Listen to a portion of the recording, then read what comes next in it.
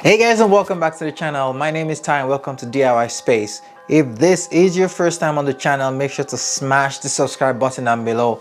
Also hit that notification bell icon so you get notified when we drop new videos on the channel. The purpose of this video is to address one very important question when you're about to start your smart home, and that is the question of what ecosystem to commit with. And it's a very important question to ask yourself and make a decision on before going out there to purchase any product. That way you save yourself a lot of stress, because once you go out there and you buy the wrong product, then you're stuck with this product that doesn't work or fit nicely into that bigger picture of your smart home. Because one of the purposes of a smart home is it should be solving or addressing a problem. It should be taking a process that is, you do every day or that is done routinely, and kind of just take that process and automate it so you don't have to worry yourself about doing that.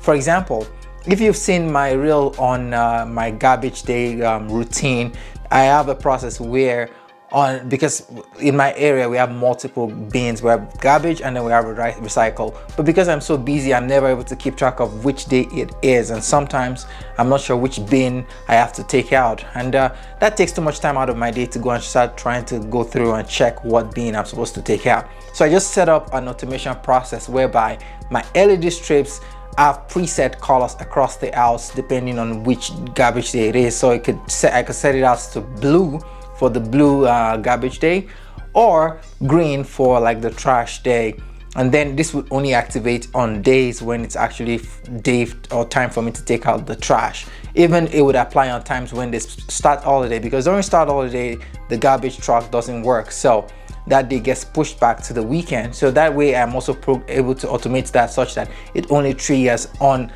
non-start holidays and just the actual days the garbage is going to be taken out. So I have taken this problem and solved it with technology, and I used LED strips from various manufacturers. I have Meras, I have Philips Hue, and then I also have announcement on my speakers as well, on my Sonos speaker, to announce, to remind me as well, and also send notification to my phone too. So to be able to tie all of this system together, I kept everything to one ecosystem, so that way I can be able to talk to all of them together. So you need to make sure you make a choice on what ecosystem to go with. Now, what is an ecosystem? An ecosystem basically takes a product from various vendors, various manufacturers, all the various smart home devices, brings all of them into one unifying interface, and then provides a medium to which you can be able to control it, or use it to perform routines or tasks. So in this case, it would also have a personal assistant component to it. There are 4 big players in this game, actually 3 big players and 1 not so big player in the game. The players being Amazon, Google, Apple, and Samsung. Starting out with number 1 is Amazon Alexa. Amazon Alexa has been around since 2014. It is the most matured and has been around a whole lot longer.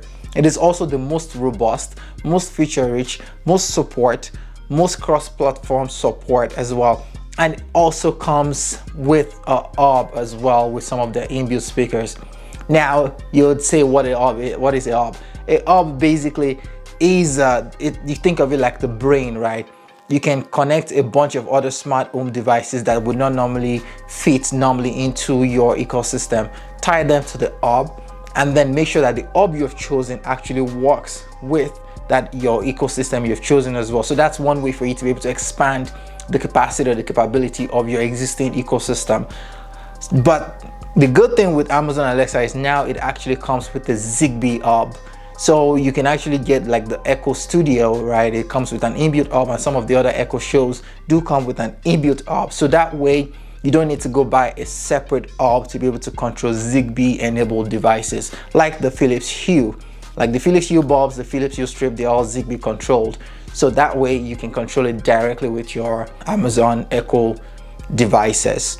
Amazon Alexa is my top recommended to anybody looking to start out. It's very simple, very basic. It has that feature rich, very robust, right? It has lots of skills, lots of routines, lot of automations, lots of product support, lots of cross-platform support. It is the best overall system right now in terms of being robust and in terms of integration and support. So if you're going with that system, you can't really go wrong with that, and it is pretty much the most safest option you can go with. Now, Amazon Alexa is being used in a variety of different forms and different platforms, right? I mean, even things like the Ecobee smart thermostat now have the Amazon Alexa built inside of that thermostat. You also have other third-party options like Sonos as well, even offering that Amazon Alexa inbuilt. So your options with Amazon Alexa is it's so much, right?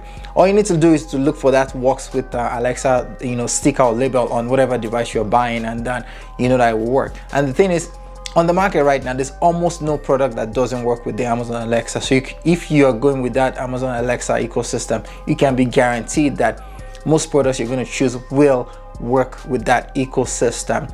And another benefit of sticking with, picking an ecosystem and sticking with it like the Amazon Alexa one is, if you decide you stick with the Amazon Alexa, you can do things like, say, you go and get the Amazon Alexa, the doorbell, for example, and then you have Amazon Alexa enabled smart speakers across your house, as well as smart displays and smart TVs.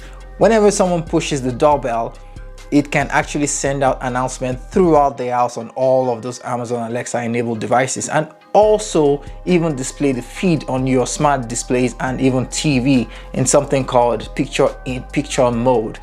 And that is one of the benefits you will get when you stick to one ecosystem. But if, for example, you had gone with like a Nest doorbell and an Amazon enabled smart speakers across your house, you're gonna have a lot of challenge trying to get that feature to work, if not impossible. I mean, it is possible, but it requires significant amount of workaround to even try and make that work, which is not going to be reliable, and it's going to be a pain to get to work.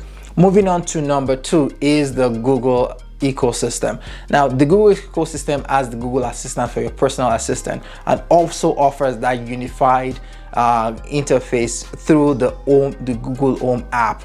So that way you can actually integrate all of your devices and skills as well, and then also control of these things using the Google Assistant personal assistant. But my grief and problem with the Google Assistant is that it's not quite as feature rich and robust as Alexa, and not as more, I mean, in terms of product support, Google is actually coming pretty close to Alexa. There's almost every product out there as well that works with Alexa almost certainly works with the Google ecosystem as well.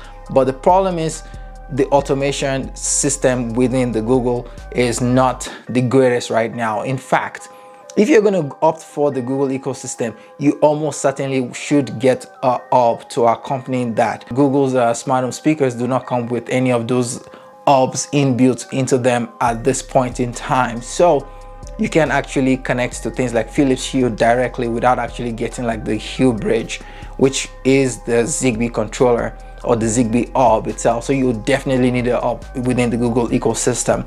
Also, unlike Alexa, where you can actually set up automations and routines much more easily that are not dependent on you activating it with your voice, Google has routines right now. Most of it you only have to trigger them with your voice, which to me is not so smart. A smart home should be smart enough to figure out what to do, when to do it, and based on time or events or motion, things like that, right? You don't have that level of control within the Google's ecosystem. It's still quite basic when it comes to control. So as such, if you're going to opt for that system, I recommend getting something like the Samsung SmartThings hub or the Home Assistant to pair it up with your Google ecosystem, and then you can be able to have access to more advanced automation routines. Or you can even use something like IFTTT.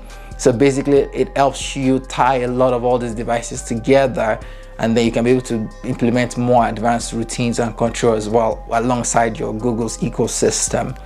Number 3 is the Apple Homekit. Now the Apple Homekit, this is the most reliable, the most secure, and the most expensive of all of them, and it is the youngest too. Apple devices are typically more expensive than most of their other counterparts.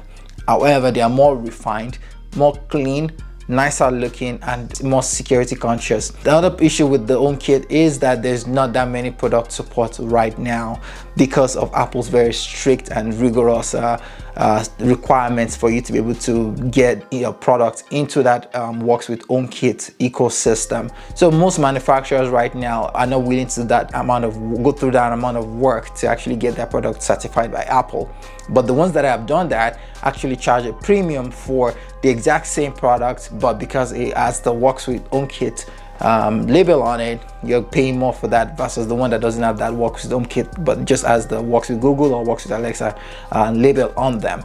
So that's one of the prices you're gonna have to pay with opting for the Homekit platform. But there's a significant upside to it. I just actually got myself the Apple HomePod Mini, and I've been using it for over 2-3 weeks now, and my experience with that thing has been, damn, that thing is actually, it works flawlessly. Setup was easy. Everything automatically integrates with all of my other existing Apple devices, ties nicely into my laptop, ties nicely into the HomePods we have in the house. All the Apple devices automatically just got recognized, right? And it just integrates nicely, and there's just that thing with that Apple's ecosystem that is, it's a beauty, right? But the problem is the cost, right? But if you can afford it, I think this system is perfect, right? It works really good, besides the lack of lack of variety of options in terms of devices. But there are ways to get around that. You can also get a hub as well to complement this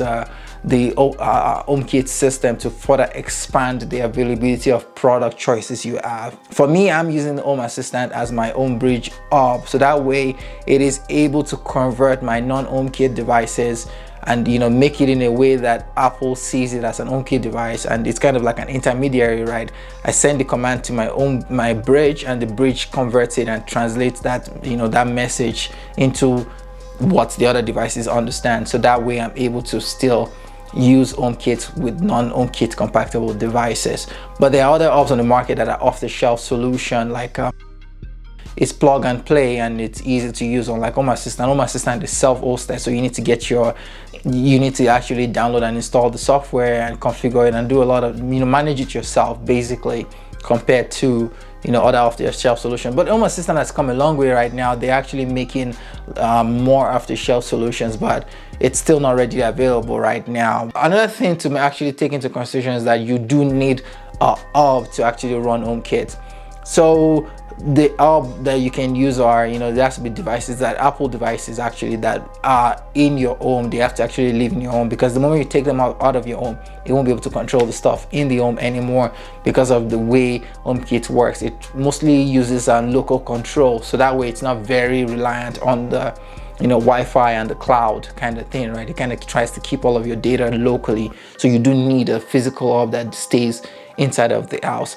You can use like your Apple TV or your iPad as well, or even like an old iPhone or something, right, as your home bridge hub. And yeah, just make sure it stays within your house, and it will work just fine. And then you can even get the additional hubs, right, and kind of tie them together to expand the capacity or capability of what you can integrate with. The fourth one is Samsung. Now Samsung offers the personal assistant component as well as the hub component, but that personal assistant component to me is non-existent. It's not even something that's considered. It's called Bixby, right? And it's very limited in its function, in its ability, right?